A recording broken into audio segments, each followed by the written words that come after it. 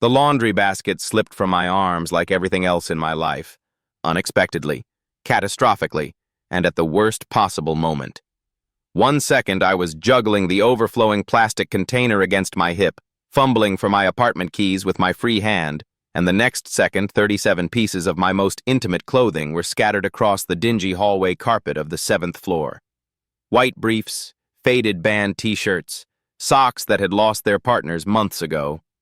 All of it laid bare under the harsh overhead lighting, like evidence of how utterly alone I was. "Shit," I whispered, dropping to my knees and frantically grabbing at boxers and tank tops, my face burning with the kind of mortification that settles deep in your chest and stays there for weeks.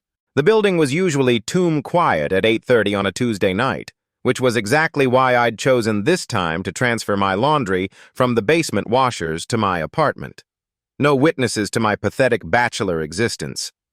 But today, the universe had other plans. "Need some help?" The voice was warm, slightly gravelly, tinged with what sounded like genuine concern rather than the polite obligation you'd expect from a stranger. I looked up from where I was crouched on the floor, clutching a handful of inside-out t-shirts against my chest, and found myself staring into the most beautiful eyes I'd ever seen. They belonged to a man I'd glimpsed maybe 3 times in the 2 years I'd lived here, always in passing, always at a distance. He lived in 7A, the apartment directly across from mine, but we'd never spoken beyond the occasional nod in the hallway. I knew almost nothing about him except that he was older than me, maybe late 30s or early 40s, with salt and pepper hair that looked effortlessly tousled, and the kind of quiet presence that suggested depth beneath the surface.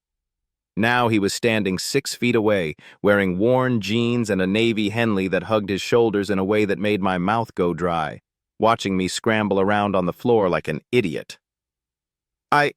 No, it's fine," I stammered, shoving a pair of embarrassingly colorful boxer shorts behind my back. "Just clumsy." Story of my life. But he was already moving, bending down to pick up a sock that had somehow traveled halfway to the stairwell. His movements were careful, deliberate, like everything he did carried weight. When he straightened and held out the sock, a plain gray tube sock that had seen better days, our fingers brushed for the briefest moment. The contact was electric, not in the cheesy romance novel way, but in the way that touching a live wire is electric. Sudden, unexpected, leaving you slightly breathless and wondering what the hell just happened. "Thanks," I managed, taking the sock without quite meeting his eyes. This doesn't usually happen." A lie. My life was a series of small disasters and fumbled moments, but something about this man made me want to pretend I had my shit together, even when the evidence was literally scattered across the hallway floor. "We all have those days," he said, crouching down to help gather the remaining clothes. His voice was steady, matter-of-fact, but not unkind. "I'm David, by the way. 7A. "Marcus," I replied, stuffing wrinkled shirts into the laundry basket with more force than necessary.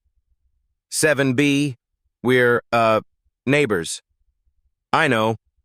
He handed me a pair of jeans, folded more neatly than I'd ever managed. "I've seen you around."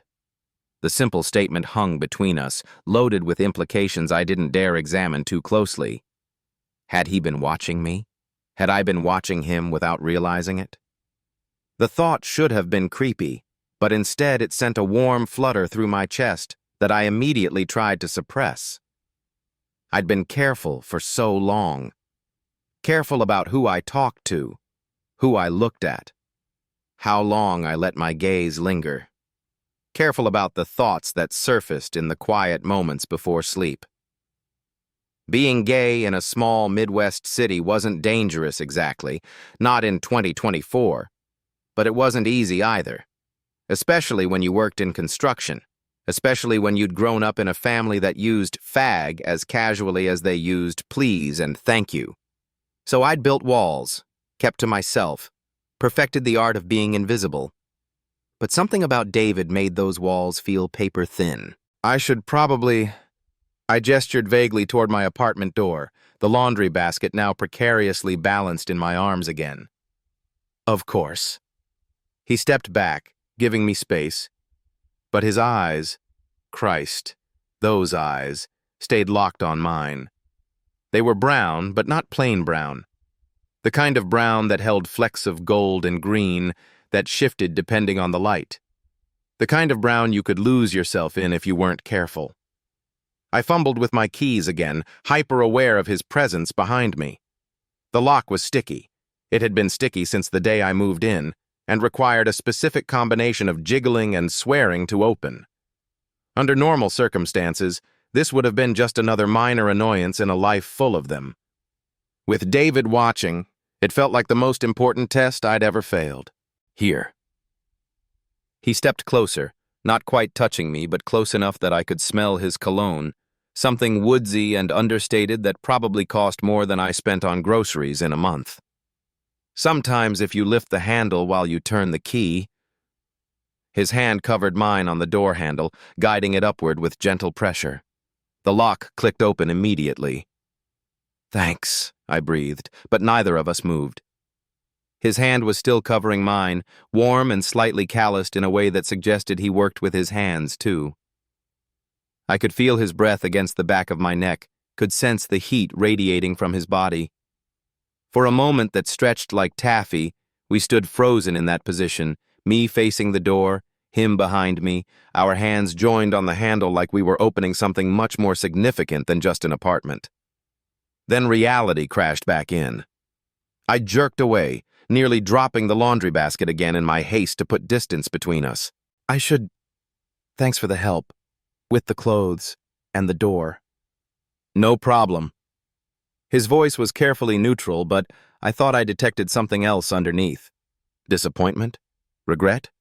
Or maybe I was projecting my own emotions onto him. I pushed open my door and stepped inside, turning back to face him from the relative safety of my threshold.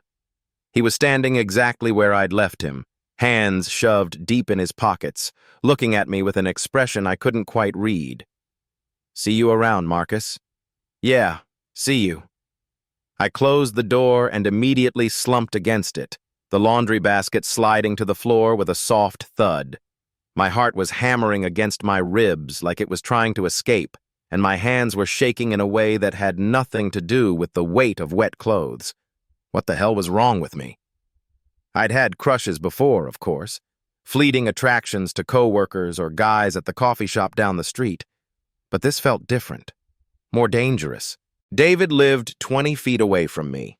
We shared a hallway, probably heard each other's TVs through the thin walls, might run into each other every day for the next however many years. Getting involved with a neighbor was a spectacularly bad idea under the best of circumstances. Getting involved with a male neighbor when you weren't even sure you were ready to admit you were gay? That was relationship suicide. But as I picked up my scattered clothes and tried to pretend my hands weren't still tingling from where he'd touched them, I couldn't shake the feeling that something fundamental had shifted, like a door had opened that I'd been trying to keep closed for years. The next few days passed in a haze of hyper-awareness. Every footstep in the hallway made me freeze, wondering if it was him. Every time I left my apartment, I found myself listening for the sound of his door opening or closing. I started taking the stairs instead of the elevator just in case we ended up trapped in that small space together. It was pathetic, really. I was a grown man hiding from my neighbor like a teenager with a crush. On Friday evening, I was coming home from work, later than usual because I'd volunteered for overtime to avoid the possibility of running into David during normal dinner hours, when I saw him again. He was sitting on the small bench by the building's mailboxes, sorting through a stack of envelopes. He looked tired, I noticed. There were circles under those remarkable eyes, and his usually perfect hair was slightly disheveled.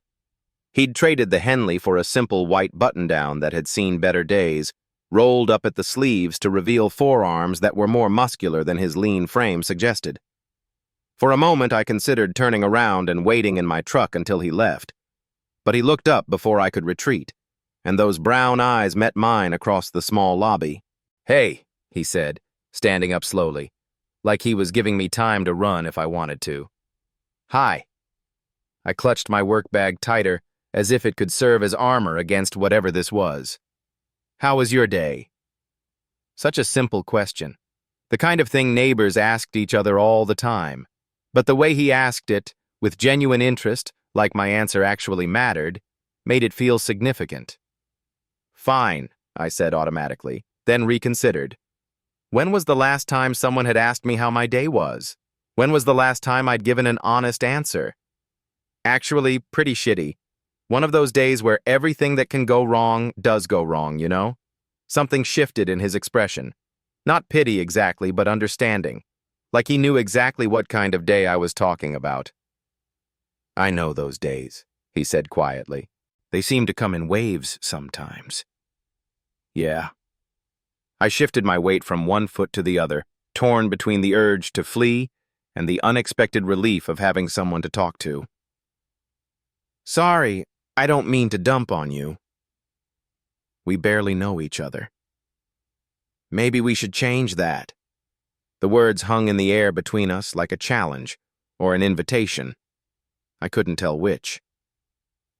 "I was just about to make dinner," he continued, his voice carefully casual. "Nothing fancy, just pasta and whatever vegetables I can find in my fridge before they go bad. But there's definitely enough for two, if you're interested." Every rational thought in my head screamed at me to say no, to make some polite excuse about being tired, about having plans, about needing to call my mother or wash my hair or reorganize my sock drawer. Anything that would let me escape to the safety of my apartment and continue pretending that the strange pull I felt toward this man was just loneliness talking. But I was so tired of being alone, so tired of microwaved meals eaten in front of the TV, of conversations that never went deeper than, "How about this weather?"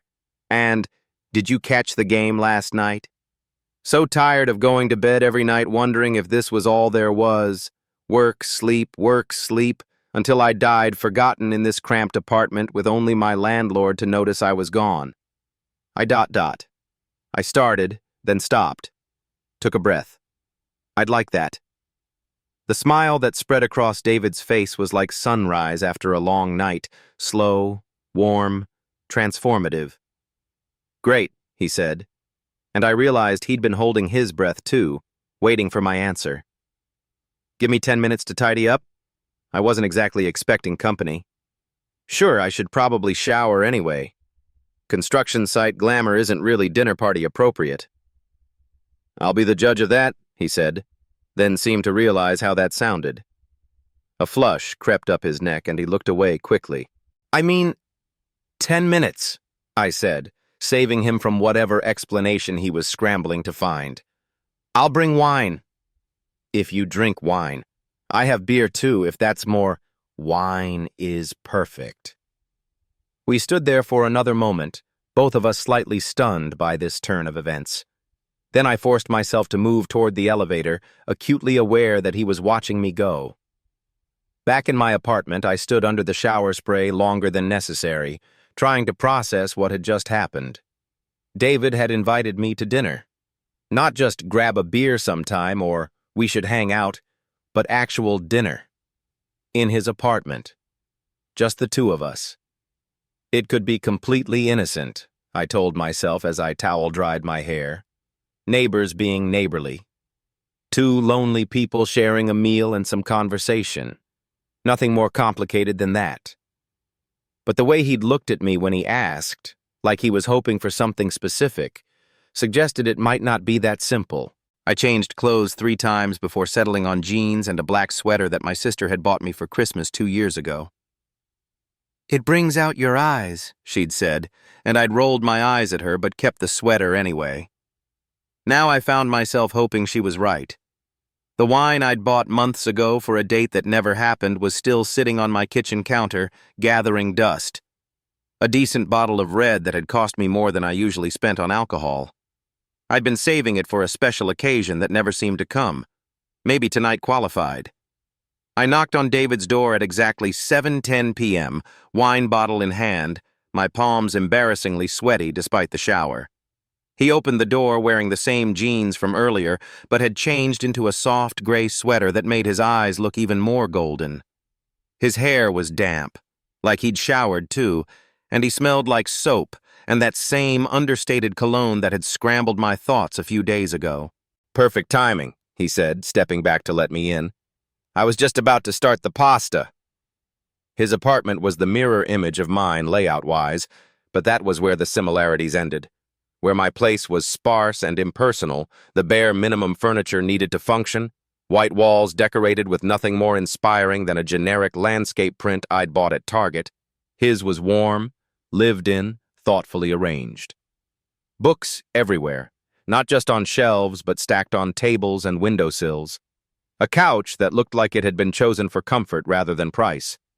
Art on the walls, actual art, not mass-produced prints, including several pieces that looked like they might be originals. Plants by the windows, healthy and green in a way that suggested someone who actually remembered to water them. "This is beautiful," I said, and meant it. "You have great taste." "Thanks." He looked pleased, like my opinion mattered. I've been here about 5 years. Had time to accumulate things gradually instead of furnishing the whole place in one panicked weekend at IKEA. "Is that what my apartment looks like to you?" I asked, then immediately wished I hadn't. "Never mind, don't answer that." "Your apartment looks like someone who's still figuring out what home means to him," David said carefully. "Nothing wrong with that." There was something in his voice that made me look at him more closely, like he was speaking from experience. "Can I help with dinner?" I asked, desperate to change the subject before we ventured into territory I wasn't ready to navigate. "You can open the wine if you want." "Glasses are in the cabinet above the sink." I busied myself with the bottle while he moved around the kitchen with easy efficiency, adding pasta to boiling water, sautéing vegetables in a pan that looked like it had seen decades of use. Everything about his movements suggested someone comfortable in his own space, confident in a way I envied. "So, what do you do?" I asked, handing him a glass of wine. "For work, I mean." "Architecture," he said, taking a sip and nodding approvingly at my wine choice. "Mostly residential projects these days, some commercial stuff when the money's good. That explains the good taste in decor. What about you?" "Construction, right? I've seen you leaving in work clothes." "Nothing as glamorous as architecture. I frame houses mostly, the unglamorous part that happens before the pretty stuff." "Nothing unglamorous about building something that will last," David said seriously. "I design houses, but people like you actually make them real. That's not nothing." I stared at him, caught off guard by the sincerity in his voice. When was the last time someone had talked about my job like it mattered? Like it was something to be proud of instead of just a paycheck? "Thanks," I said quietly. Thank you." He nodded and turned back to the stove, but not before I caught the small smile playing at the corners of his mouth. We ate at his kitchen table, an actual dining table, not a TV tray like I used at home, and talked about safe things: work, the neighborhood, the building's various quirks and problems, the landlord who never fixed anything unless you threatened him with legal action, the couple upstairs who fought loudly at 2 a.m. every Tuesday like clockwork, the mysterious smell that occasionally emanated from 5B. The conversation was easy in a way that surprised me. David was funny in a dry, understated way, and he actually listened when I talked instead of just waiting for his turn to speak. By the time we'd finished the pasta and moved on to the wine, I'd almost forgotten to be nervous. Almost. Because underneath the comfortable small talk, there was something else. A current of awareness that made me hyper-conscious of every gesture, every glance, the way he leaned forward when I was talking, like he didn't want to miss a single word, the way his fingers drummed against his wine glass when he was thinking, the way his eyes kept drifting to my mouth when I spoke. Or maybe I was imagining all of it. Maybe this was just what normal human interaction felt like when you'd been starved of it for too long. "More wine?" he asked when my glass was empty. I probably should have said no. I was already feeling loose-limbed and warm, more relaxed than I'd been in months. But the alternative was going back to my empty apartment, Back to my usual routine of mindless TV and early bedtime, and I wasn't ready for the evening to end. Sure. He refilled both our glasses, his hand steady despite the fact that we'd killed most of the bottle between us. He could hold his alcohol better than me, apparently, or maybe he was just better at hiding its effects. "Can I ask you something?" he said as he settled back in his chair. "Shoot. What made you take the job here? In this city, I mean. You don't seem like you're from around here originally." It was a perceptive question. I'd been working on neutralizing my accent for years, but apparently some traces remained. What gave me away? The way you say certain words. Plus, most people who grow up here never leave. The ones who end up here from somewhere else usually have a story. Everyone has a story. True. But some are more interesting than others. I took a long sip of wine, buying time while I decided how much truth I was willing to share. The safe answer would be something about job opportunities, cost of living, wanting a fresh start. All technically true, but missing the real reason. I needed to get away from my family, I said finally. Not because they're terrible people, just because I couldn't be who I needed to be with them watching. David nodded like this made perfect sense to him, like he understood exactly what I meant. "How long has it been since you've seen them?" 2 years, since I moved here. That's a long time. Yeah. I stared into my wine glass, watching the liquid catch the light from his kitchen lamp. Sometimes I think about calling, but then I remember why I left in the first place, and it's easier to stay away than risk going backwards. I looked up, startled by how accurately he'd finished my thought. Exactly. "I get it," he said quietly. "I moved here for similar reasons. Not family exactly, but sometimes you need distance to figure out who you really are." There was something in his voice, a weight, a sadness, that made me want to ask follow-up questions. But before I could work up the courage, he was standing up, beginning to clear the dishes. "Let me help," I said, jumping up perhaps a little too quickly. The wine was definitely affecting my coordination. "You don't have to. I want to." We moved around his small kitchen, washing and drying dishes in comfortable silence. It was domestic in a way that should have felt strange with someone I barely knew, but instead felt natural. Right, even. When our hands brushed reaching for the same plate, neither of us pulled away immediately. When he stood close behind me to reach over my shoulder for a dish towel, I could feel the heat from his body along my entire back. When I turned to hand him a clean glass and found his face inches from mine, I forgot how to breathe. "Marcus," he said softly, my name barely more than a whisper. "Yeah?" "I need to tell you something." My heart started hammering again. This was it. The moment when he'd explained that tonight was just neighborly kindness, that he hoped I hadn't gotten the wrong idea, that he wasn't looking for anything complicated. "Okay," I managed. But instead of the gentle rejection I was bracing for, he said, "I've been thinking about you since Tuesday night, since you dropped your laundry in the hallway." "You have?" "I know we don't really know each other yet, and maybe I'm reading this situation all wrong, but..." He took a breath, like he was gathering courage. "There's something about you that I can't shake. The way you looked when you were scrambling around on the floor, trying to hide your underwear like it was some kind of shameful secret. You looked so alone, Marcus. And I recognized that look because I see it in the mirror every morning." I couldn't speak, couldn't move, could barely think past the rushing sound in my ears. "I know this is probably too much. Too fast," he continued, his voice getting quieter with each word. "And if I'm wrong about what's happening here, just say so, and we can pretend I never said anything. Go back to being polite neighbors who nod in the hallway." "You're not wrong," I whispered. Something shifted in his expression. Hope, maybe. Or relief. "I'm not?" "No." The word came out rougher than I intended, like it had scraped against something raw in my throat. I've been thinking about you too. Trying not to, but I can't stop. We were standing so close now that I could see the individual flecks of gold in his brown eyes, could count the barely there freckles across the bridge of his nose. One of us had moved closer, maybe both of us, and now there was barely enough space between our bodies for air to circulate. "Marcus," he said again, and this time my name sounded like a question. I don't know who moved first.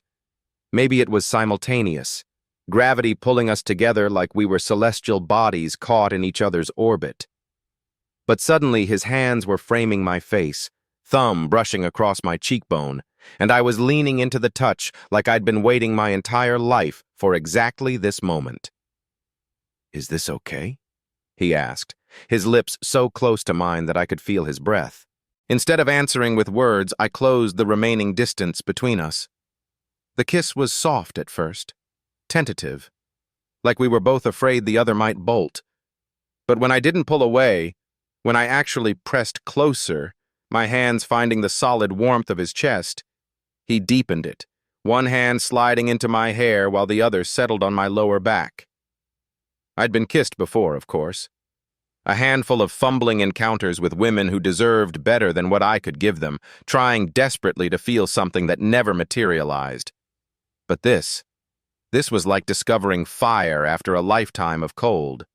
This was what all those love songs and movies were talking about. The thing I'd started to believe was just fiction designed to sell records and tickets. When we finally broke apart, both of us breathing hard, I felt like my entire world had tilted on its axis. "Wow," I breathed. "Yeah." David's voice was rough, strained. "Wow." We stood there for a long moment, foreheads touching, trying to process what had just happened. My hands were still pressed against his chest, and I could feel his heart racing under my palms, almost as fast as my own. "I should probably go," I said, even though it was the last thing I wanted to do. "Should you?" It's a lot. I need to think." "Of course." He stepped back, giving me space, but his eyes never left my face. "I don't want to pressure you into anything you're not ready for."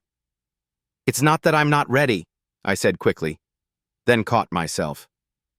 Was I ready? I'd spent so many years denying this part of myself, building walls and deflecting questions and pretending to be something I wasn't. Could I really tear all of that down in one night? "Take your time," David said gently. "I'm not going anywhere." I nodded, not trusting my voice to remain steady. I gathered my jacket from where I'd draped it over his couch, hyper-aware of his presence behind me. At his front door, I turned back to face him. "Thank you," I said. "For dinner. For everything. Thank you for staying." I was halfway across the hallway to my own apartment when his voice stopped me. "Marcus?" I turned back to find him still standing in his doorway, silhouetted against the warm light from his apartment. "You don't have to go yet. If you don't want to." The words hung between us in the narrow hallway, heavy with possibility and promise. My key was already in my hand, my door just steps away. Safety was right there, the familiar isolation of my own space, where I could pretend this evening had never happened, where I could go back to being the careful, controlled person I'd been for so many years. But David was looking at me with those impossibly warm eyes, and I could still taste him on my lips, and suddenly safety seemed like the most dangerous thing of all. My lonely older neighbor changed my life forever. Gay Story, Part 2. The words hung in the air between us like morning mist, delicate and uncertain. "You don't have to go yet, if you don't want to." Daniel's voice was barely above a whisper, his eyes searching mine with a vulnerability I hadn't seen before. The rain outside had softened to a gentle pattering against the windows, as if the storm itself was holding its breath, waiting for my answer. I stood there in his doorway, one hand still on the cool metal of the handle, the other clutching the borrowed umbrella. My heart hammered against my ribs so loudly I was certain he could hear it. The logical part of my mind screamed at me to leave, to thank him politely and retreat to the safety of my own apartment. But something deeper, something I'd been burying for months, kept my feet rooted to his threshold. My voice cracked slightly, betraying the nervous energy coursing through me. I don't really want to go out in this rain anyway. It was a weak excuse, and we both knew it. The rain was barely more than a drizzle now. But Daniel's face softened with something that looked like relief, and he stepped back, wordlessly inviting me further into his space. I closed the door behind me with a soft click that seemed to echo through the quiet apartment. The sound felt final, like crossing an invisible line I could never uncross. My hands trembled slightly as I set the umbrella against the wall, and I wondered if he noticed. "Would you like some tea?" Daniel asked, his own voice carrying a tremor of uncertainty. I was about to make some anyway.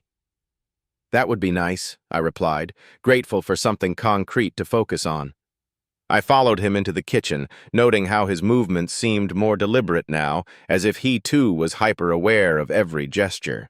The space felt different somehow, more intimate now that I was choosing to be here, rather than simply seeking shelter from the storm. The kitchen was small but meticulously organized.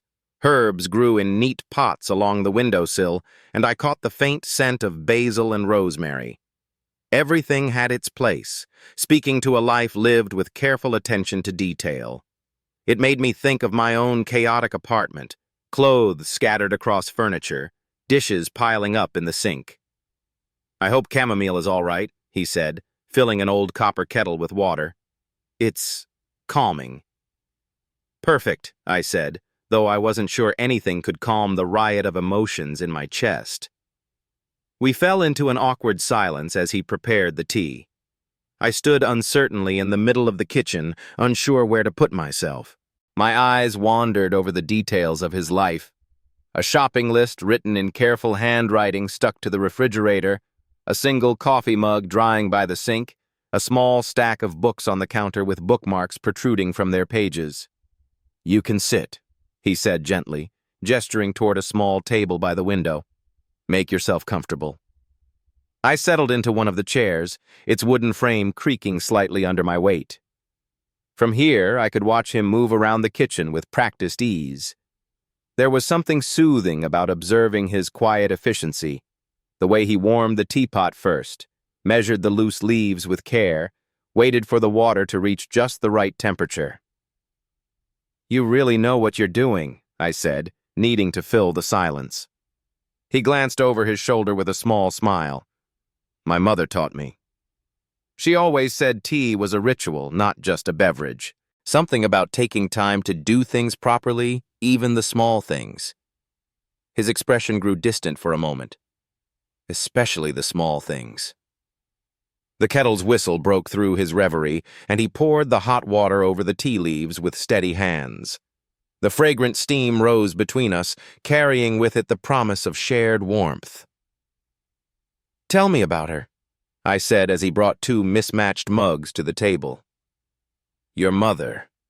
Daniel settled into the chair across from me, wrapping his hands around his mug as if seeking its warmth. "She would have liked you," he said after a long pause. "She always believed in the kindness of young people, even when the world tried to convince her otherwise. Would have. She passed 5 years ago."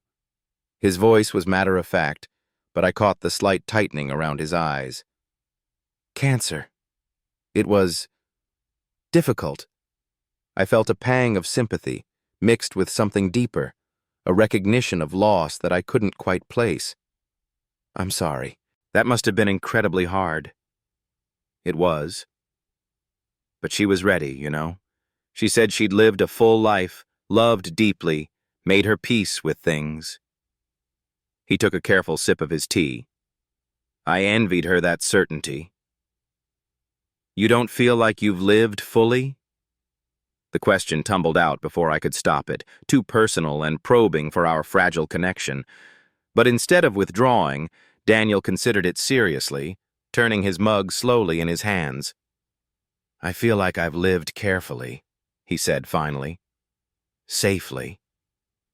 There's a difference. Something in his tone made my chest ache. I thought about my own life, barely begun but already feeling constrained by expectations and fears I couldn't name.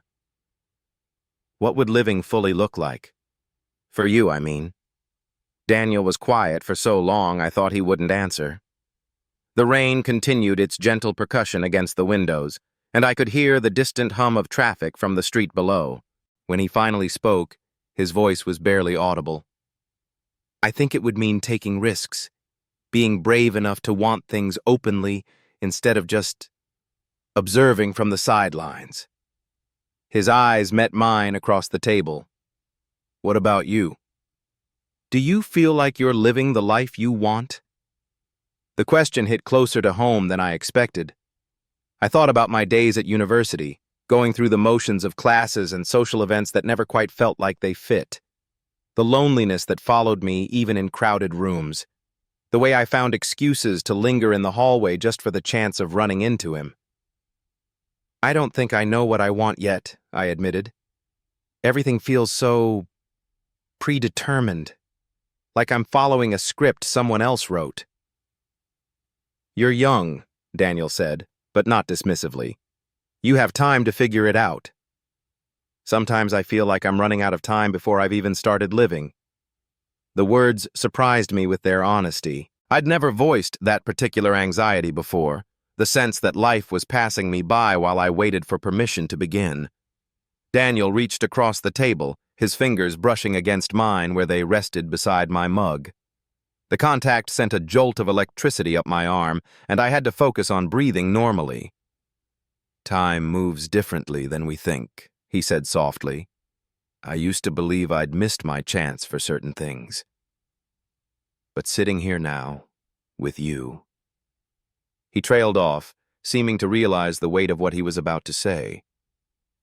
"With me what?" I whispered. His thumb traced along my knuckles, such a small gesture, but it felt monumental. "With you, I'm starting to think maybe it's never too late to be surprised." The air between us grew thick with unspoken possibilities. I could feel my pulse quickening, a warmth spreading through my chest that had nothing to do with the tea. His hand was still covering mine, and I found myself turning my palm up to meet his touch more fully. "Daniel," I said, his name feeling strange and intimate on my tongue. "I know," he replied, though I hadn't finished my thought. Maybe I didn't need to. Maybe he could see in my eyes the same confusion and longing that I'd been carrying for months. We sat like that for a long moment, hands touching across the small table, the rain providing a gentle soundtrack to our silence. I studied his face in the soft light filtering through the window, the lines around his eyes that spoke of laughter and worry in equal measure, the way his gray hair caught the light, the careful way he held himself as if always prepared for disappointment. "I should probably tell you," I said finally, my voice barely steady, "that I think about you. More than I should." His breath caught audibly, and his fingers tightened slightly around mine. "What do you think about?" The question was so quiet I almost missed it, but the intensity in his gaze told me he needed to know. I felt heat rise in my cheeks, but I forced myself to hold his eyes. "I think about what it would be like to really know you. Not just the polite neighbor version, but you. I think about whether you're lonely in this apartment at night. I think about your hands when you're reading or cooking or just existing in your space." I took a shaky breath. "I think about what it would feel like if you touched me the way you're touching me now, but with intention." The last words came out in a rush, and immediately I wanted to take them back. Too much, too fast, too honest. But Daniel didn't pull away. Instead, he stood slowly from his chair and moved around the table until he was standing beside me. "May I?" he asked, his hand hovering near my face. I nodded, not trusting my voice. His palm cupped my cheek with infinite gentleness, his thumb brushing across my skin. The touch was electric and soothing at once, and I found myself leaning into it instinctively. "You're so young," he whispered, but there was wonder in his voice rather than hesitation. "So beautiful." "Age is just numbers," I said, covering his hand with mine to keep it against my face. "And I don't feel young when I'm with you. I feel seen." Something shifted in his expression, a wall crumbling that I hadn't even realized was there. He leaned down slowly, giving me every opportunity to pull away, and pressed his forehead against mine. We breathed the same air, existing in the tiny space between possibility and action. "I haven't felt this way in so long," he confessed. I'd convinced myself I never would again. "How do you feel?" I asked, my lips barely moving against the closeness between us. "Terrified," he said with a soft laugh, "and more alive than I've been in years." I understood exactly what he meant. Fear and exhilaration tangled together in my chest until I couldn't tell them apart. This moment felt both inevitable and impossibly fragile, like it could shatter if either of us moved too quickly or thought too hard about what we were doing. "Can we go sit somewhere more comfortable?" I asked. "I want to be closer to you." He nodded and took my hand, leading me to the living room where we'd shared tea earlier. The couch looked different now in the gray afternoon light, more intimate somehow. Daniel sat first, and I settled beside him, close enough that our thighs touched. The proximity was overwhelming and not nearly enough at the same time. I could smell his cologne, something subtle and woody that made me want to bury my face against his neck. I could feel the warmth radiating from his body, see the way his chest rose and fell with carefully controlled breathing. "Tell me about your longest relationship," I said, needing to know more about the man beside me, even as my body hummed with awareness of his nearness. Daniel was quiet for a moment, and I worried I'd asked something too personal. But then he spoke, his voice carrying the weight of memory. "His name was Michael. We were together for 3 years back when I was in my 30s. He stared at his hands as he spoke. I thought he was it for me, you know? The person I'd grow old with. But he wanted different things. A more open relationship, the freedom to explore. I was too traditional, too possessive. He glanced at me. Too much like I am now, probably." "What happened?" "He left. Found someone who could give him what he needed, or at least what he thought he needed. I heard through mutual friends that it didn't last either, but by then it was too late for us." His voice grew softer. "I tried dating after that, but it never felt right. Eventually, I stopped trying. I felt a surge of anger at this Michael person I'd never met, for hurting Daniel so badly that he'd closed himself off from love. But underneath that was a selfish gratitude that Daniel was here now, available to whatever was growing between us." "His loss," I said simply. Daniel turned to look at me fully, his eyes searching. "What about you?" "Have you ever been in love?" The question made me uncomfortable in ways I couldn't fully articulate. I thought I was, a few times, but looking back, I think I was more in love with the idea of being in love than with the actual people. I paused, gathering courage. "I've never felt anything like what I feel when I'm with you." "And what do you feel?"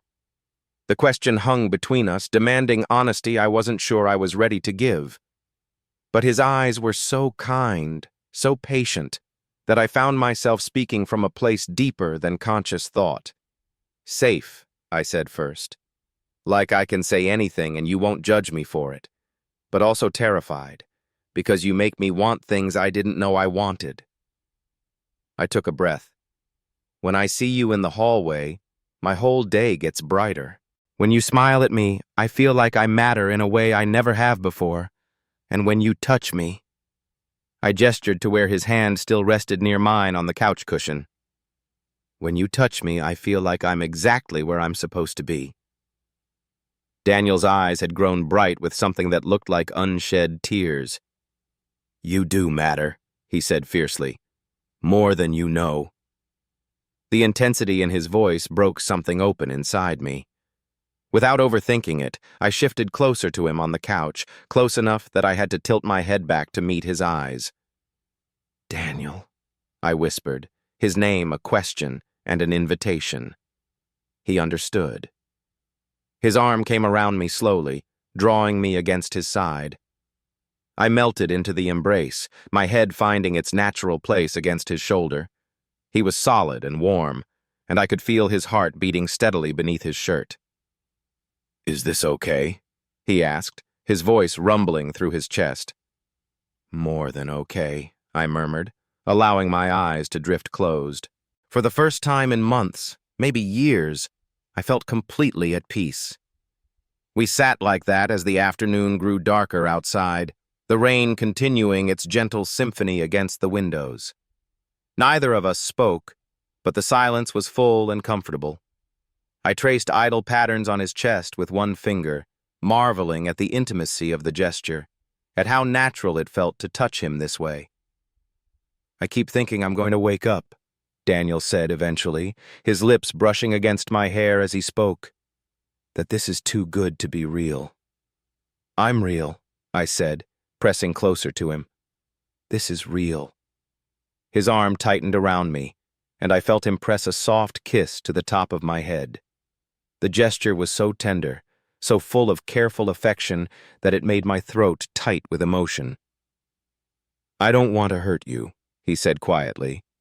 You deserve someone who— Don't, I interrupted, lifting my head to look at him. Don't decide what I deserve. Let me choose.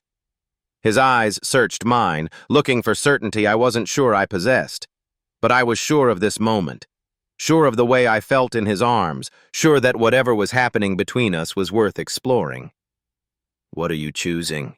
He asked. Instead of answering with words, I reached up and touched his face the way he'd touched mine earlier. His skin was slightly rough with the hint of beard, warm and real beneath my palm.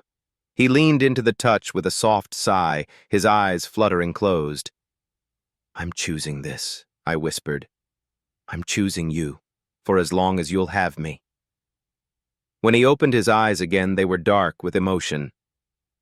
Are you sure? I've never been sure of anything the way I'm sure of this. He studied my face for a long moment, as if memorizing it. Then, slowly, he leaned down until his lips were barely a breath away from mine. Last chance to change your mind, he murmured. I answered by closing the distance between us. The kiss was soft and tentative at first, a question more than a statement. His lips were warm and gentle, moving against mine with careful reverence. I could taste the chamomile tea we'd shared, could feel the slight tremor in his hands as they framed my face. When we broke apart, we were both breathing hard. Daniel rested his forehead against mine again, his eyes still closed. I haven't kissed anyone in 3 years, he confessed. I haven't kissed anyone who mattered in— ever, I replied. He opened his eyes then, and what I saw there took my breath away. There was wonder and gratitude and something that looked like the beginning of love. Can I kiss you again? He asked. This time I didn't answer with words. I threaded my fingers through his hair and pulled him back to me. The second kiss was deeper, more certain. I could feel some of his careful control slipping away as I responded to his touch. His hands moved from my face to my waist, pulling me closer until I was nearly in his lap. The position felt natural and necessary, like we were two pieces of a puzzle finally finding their proper places. When we broke apart again, I stayed close, my hands still buried in his hair. We were both breathing hard, and I could feel the rapid beat of his heart against my chest. This is crazy, he whispered, but he was smiling. Good crazy or bad crazy? I asked. The best kind of crazy.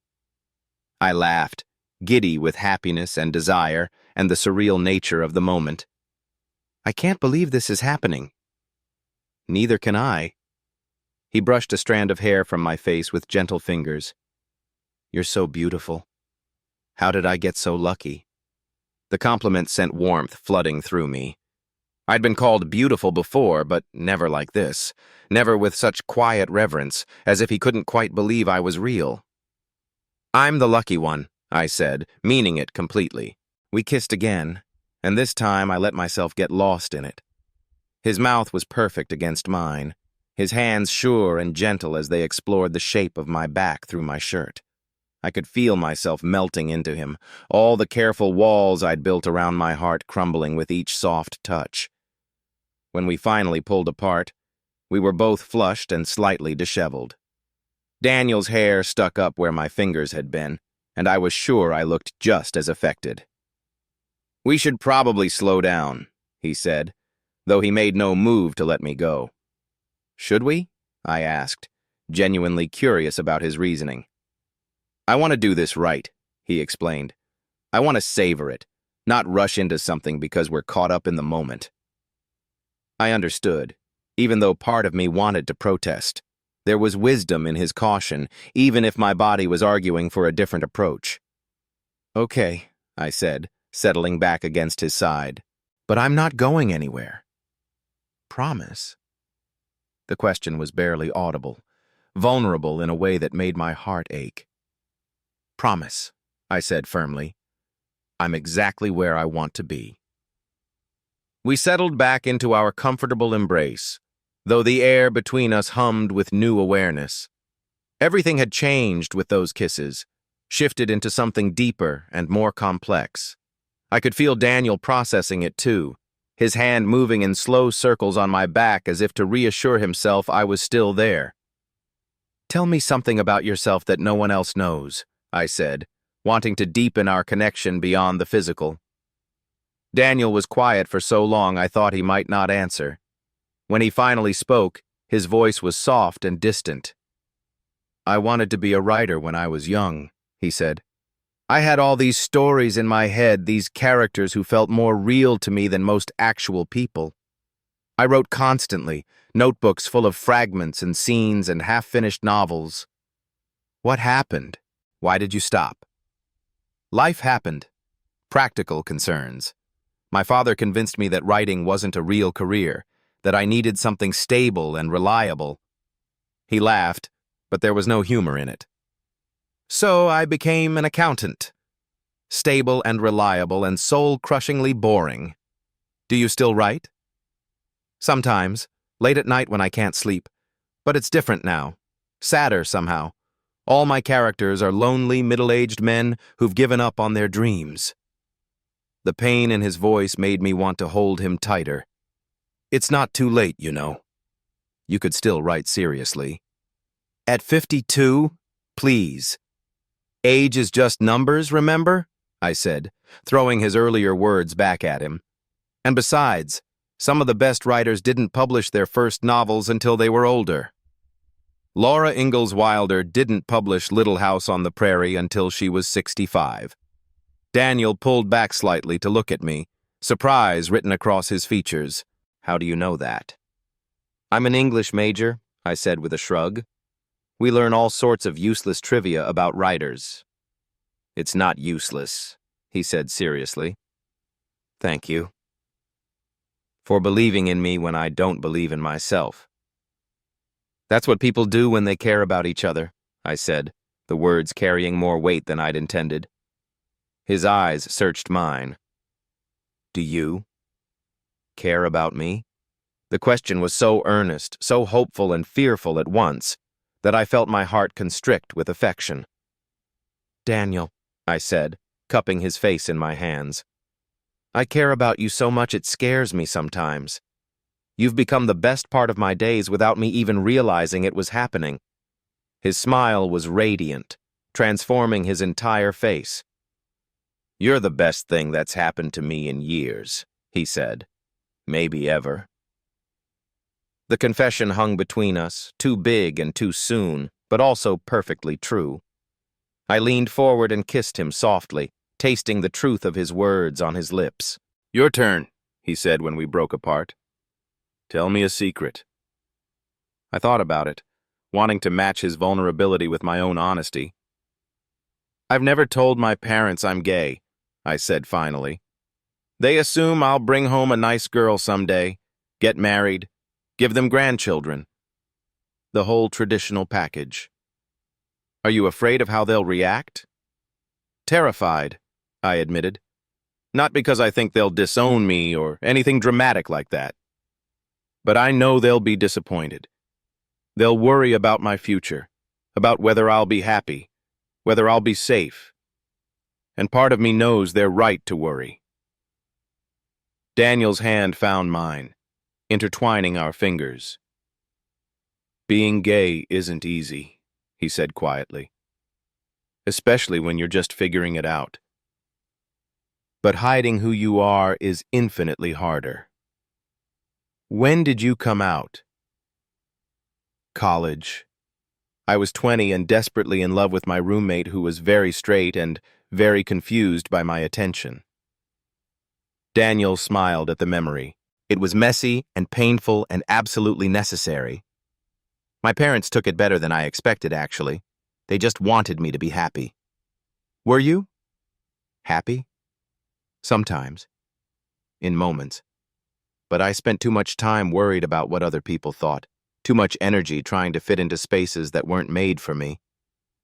He squeezed my hand. "I don't want that for you." "What do you want for me?" The question seemed to catch him off guard. He studied our joined hands, his thumb tracing patterns across my knuckles. "I want you to be brave," he said eventually. "Braver than I was.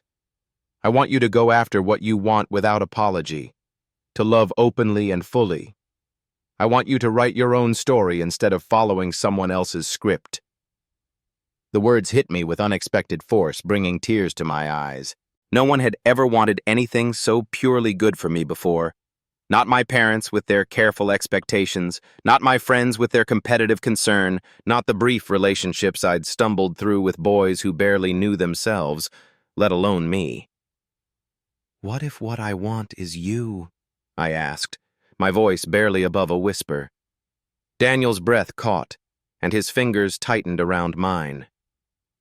"Then I want you to have me," he said simply, "for as long as you want me." "What if that's forever?" The word slipped out before I could stop it, too big and presumptuous and absolutely honest. Daniel's eyes widened, and for a moment I thought I'd scared him away. But then he was pulling me closer, his arms wrapping around me with desperate tenderness. "Then, forever," he whispered against my hair, "if you'll have me." We held each other in the gathering darkness, the rain still pattering against the windows like a lullaby. I felt something settle in my chest, a sense of rightness that I'd never experienced before. This was what home felt like, not a place but a person, not safety, but the courage to be vulnerable.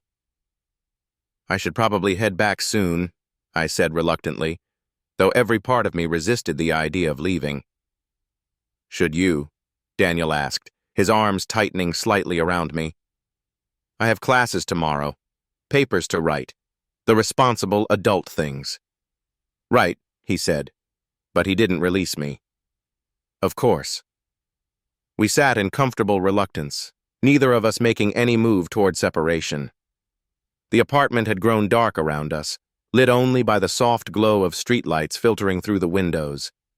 It felt like we existed in our own private world, suspended outside of time and obligation. "What if I stayed a little longer?" I asked finally. "Just until the rain stops completely." Daniel's smile was soft and knowing. "I think that sounds very reasonable." So we stayed, wrapped around each other on his couch, talking in quiet voices about everything and nothing.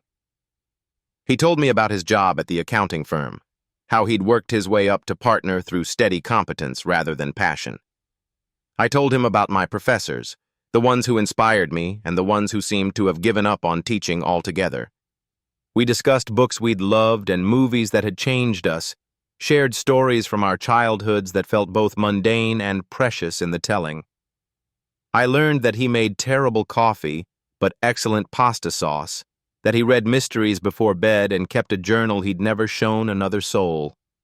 He learned that I wrote poetry I was too embarrassed to share, that I'd been a shy kid who found confidence in words, that I'd never been in love but was beginning to understand what it might feel like.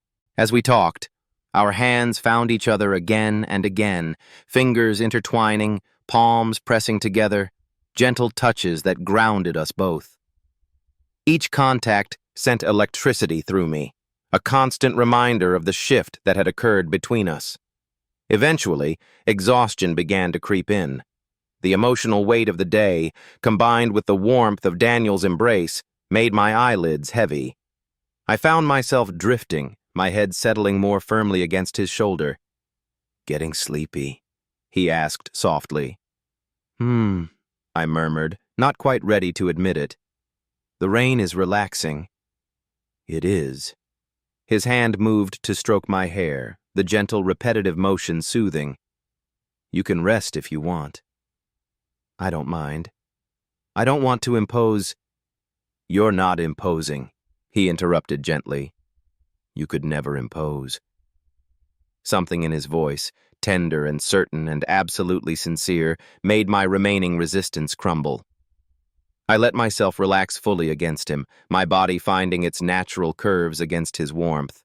"Just for a few minutes," I mumbled. "Just for a few minutes," he agreed, though I could hear the smile in his voice. I felt him reach for something, probably a throw blanket from the back of the couch, and then soft fabric was settling over us both. The gesture was so domestic, so caring, that it made my chest tight with emotion. "Daniel," I said quietly, "thank you. For today. For letting me stay. For everything." His lips pressed softly against the top of my head. "Thank you for choosing to stay. For choosing me." "Easiest choice I've ever made," I whispered. We fell quiet after that, but it was a peaceful silence. I listened to the steady rhythm of his breathing, the gentle patter of rain that showed no signs of stopping, the distant sounds of the city settling into evening. His hand continued its slow, soothing movement through my hair, and I felt myself sinking deeper into contentment. This was dangerous territory, I knew. Falling asleep in his arms would complicate everything, would make it harder to maintain any pretense of casualness about what was happening between us. But as his warmth surrounded me and his scent filled my senses, I found I didn't care about complications. For the first time in my adult life, I felt completely safe. Protected not just from the storm outside, but from the loneliness and uncertainty that had been my constant companions. In Daniel's arms, I was exactly who I was meant to be. "Sweet dreams," he whispered, so softly I almost missed it. I wanted to respond, to tell him that being here with him was already the sweetest dream I'd ever had. But sleep was pulling me under, warm and irresistible, and the last thing I felt was the gentle pressure of his lips against my forehead. A kiss that felt like a promise, like the beginning of something neither of us fully understood but both of us desperately wanted. Outside, the rain continued its gentle symphony, washing the world clean while we held each other in the darkness, two lonely souls who had found their way home in each other's arms. Tomorrow would bring questions and complications, reality and responsibility. But tonight, we had this. Perfect and fragile and absolutely real. The future stretched ahead, uncertain but no longer empty. Whatever came next, we would face it together. And that knowledge, settling into my bones as I drifted toward sleep, felt like the first truly adult decision I'd ever made. The last conscious thought I had was of Daniel's hand in my hair, his heartbeat steady beneath my cheek, and the profound sense that everything, absolutely everything, was about to change.